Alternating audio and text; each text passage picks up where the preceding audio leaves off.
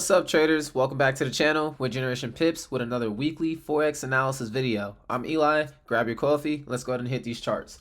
All right, so we're going to look at a pair that we did an analysis on last week, which is going to be the Swiss franc versus the yen. On a weekly time frame, we can see that we have support down here with a fake out bullish engulfing. Price pushed back to the upside, fell back down. We're going to drop down to the daily time frame and get a closer look at this price action. So on the daily, we can see that price was pushing to the upside, broke this most recent low, and came back to retest this area. On a 4-hour time frame, I'm going to be waiting for an entry confirmation to go short back down to that weekly support. And that's going to be Swiss franc versus the Japanese yen going into this week.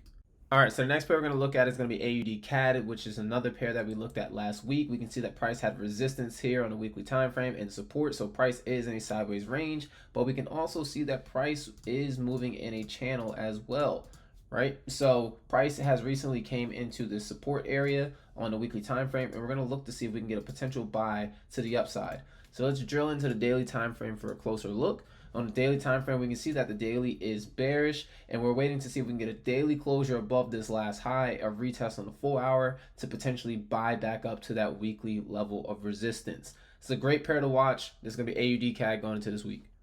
All right, for our third pair, we have NZD CHF going into this week. We have the weekly time frame with a nice resistance area here as a high, and then that weekly support down here as a low. We also have this middle area here where price showed some resistance, where price pushed up and then rejected back down to the downside. So we're going to be taking a nice look at this area potentially going into this week.